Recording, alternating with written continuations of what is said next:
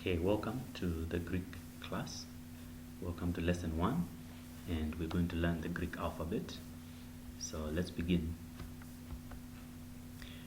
So we have a number of letters in the Greek language, and we have alpha to omega. And as you know, in the Bible it says Jesus is the alpha and the omega. So that's actually the beginning and the end. In English, we would say something like he is the A and the Z. So Jesus is everything in between. He is everything. He is the beginning and the end. So let's look at the Greek alphabet. The first letter is alpha.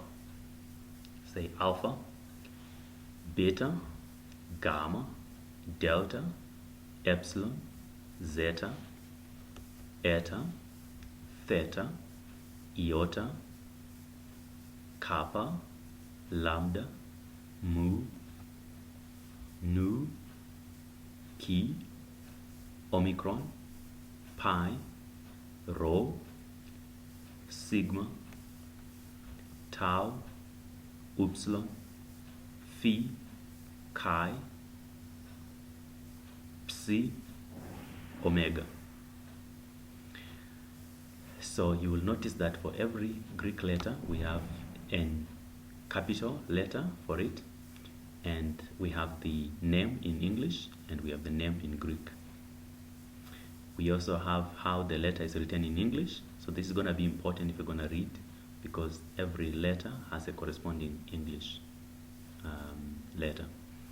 So take note of that. And down here you do have your vowels in Greek.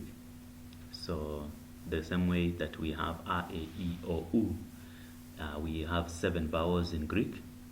The reason we have 7 instead of 5 is because we have two that have long and short vowels. So for example, the E, the Greek E, we have epsilon and eta. Epsilon is the short E, eta is the long E. So words that require a long E, they will use eta. Words that require a short E, they will use epsilon. And then we have omicron and omega. Omicron is the short O, and omega is the long O. So to differentiate, usually whenever we transliterate, the short E is just written as an E. The long E, they will usually put a letter on top of it, a dash on top of it, so that you're able to differentiate between the short and the long E. So, and then the other important thing that you need to notice is that whenever two gammas appear together, the first one is pronounced as an N, and you will see that with the word angelos, which we're going to see shortly. So here's the Greek alphabet: alpha, beta, gamma, delta, epsilon, zeta, eta, theta, iota, kappa, lambda, mu, nu, chi, omicron, pi, rho, sigma, tau, upsilon, phi, chi, psi, omega. So you'll notice that we have 2 letters that are sigma. One is this, which you of course know from mathematics. The other is what looks like an S. Now the reason we have 2 is because the first one, this last one, cannot begin a sentence, neither can it be in the middle of, cannot begin a letter, neither can it be in the middle of a letter. It can only be at the end. Whereas this one, the sigma, the one you know from mathematics, will appear either at the beginning or in the middle, but it can never end a word. So they work together. So this is one letter, but one starts, one ends. So you need to take note of that as we move forward. All right, let's move on. So let's talk about breathings. In Greek, we have what you call breathings. It has to do with pronunciation. So we have the rough breathing, which of course causes a rough sound. We have a smooth breathing, which doesn't affect any sound at all. We just pronounce the way the word appears. So in this case, we have this letter, this sign, which makes this rough. So instead of agios, we say hagios, hagios. And then we have angelos instead of angelos. So this makes a difference. If you don't know the difference between rough and smooth breathing, you're going to read these words exactly the same way, but they are different. So the word hagios means holy. The word angelos means angel. It's where we get the word Los Angeles. It's where we get the word angel in English. So that's very important.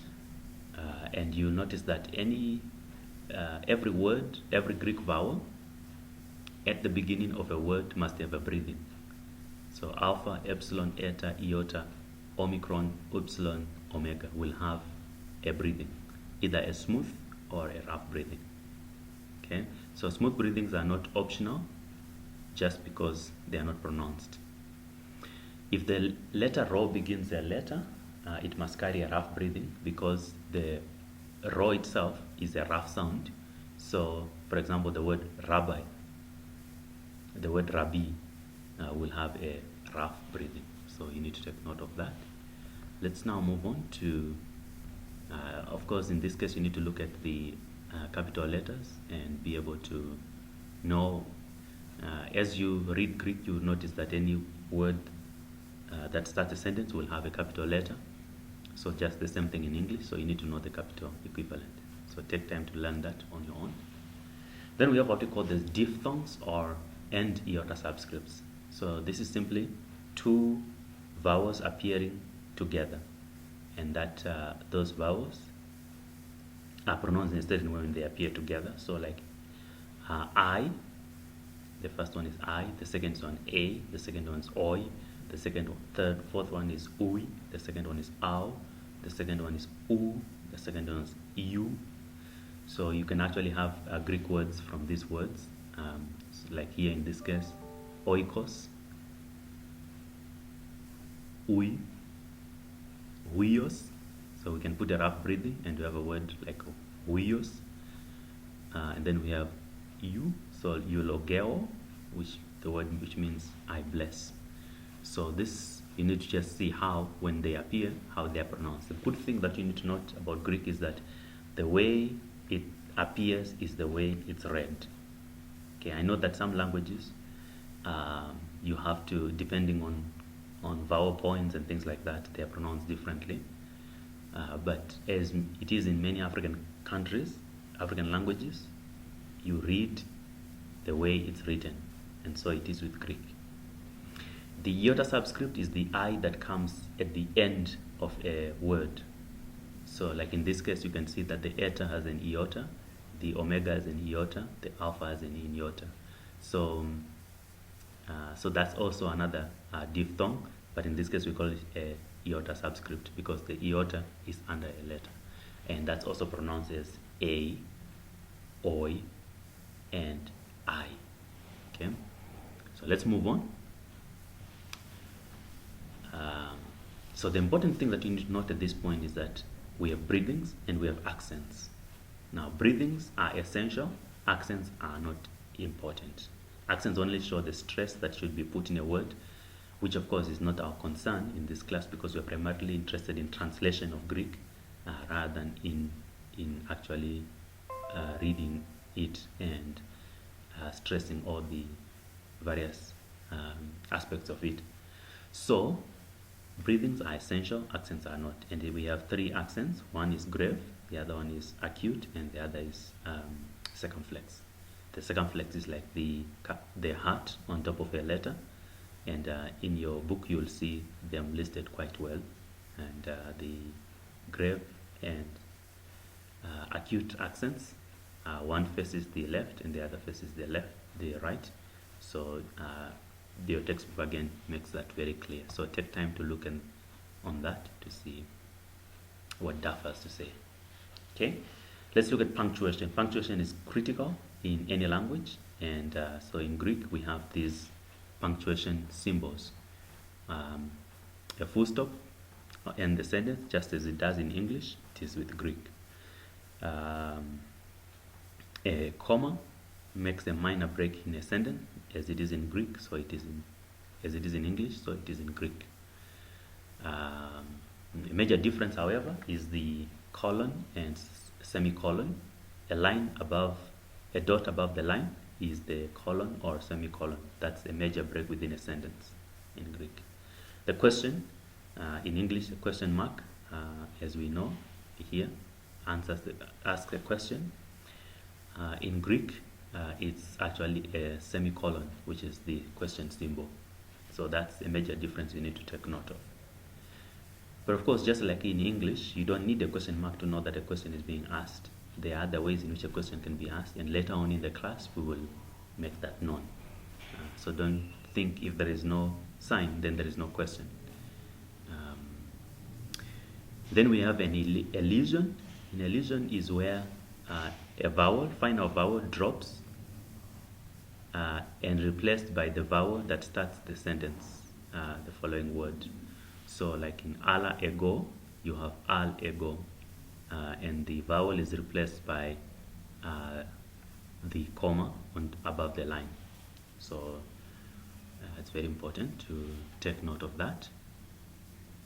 Then we now come to the vocabulary for this lesson. And the important thing is for you to be able to read the language. So at this point, I want to take you on an exercise. I want you to write the English equivalent for every letter of these Greek words here. So let's start with this word. I'm not going to read it, because if I read it, then the exercise will not be useful to you. So put A for alpha, put B for beta, put R for rho, put alpha, A for alpha, A for alpha, and M for mu. What do you have? I'm waiting for you. I believe the word you came up with is Abraham. So that's the Greek word for Abraham that we translate in English. So you can do the same thing with Amen, which is here, with Daudi, which is David, with Rabbi, which is with Rabbi, which is Rabbi. And by the way, in English we say Rabbi, but in Greek we say Rabbi. So we read it the way it is. So you can do that. And then we have Jacob, Jacob, Israel, Israel, Joseph, Joseph. And you can see that all these words, they have smooth breathing. So we don't say we don't pronounce it with a rough sound. Pronounce the smooth sound. So it's Joseph, Jacob, Israel, Jesus. And then we have Kai, which is the English, which is the and in Greek, in English, and it appears in Greek 9,161 times. I believe it's a word that is the most occurrence. So again, it's a word that you need to know. It's gonna be helpful to you. So that does it for this lesson, module 1 of our Greek language. The key to success in Greek is practice. I hope that you will be practicing in the coming week, and that you will do fine. Feel free to ask questions. I will be ready to answer your questions. Thank you.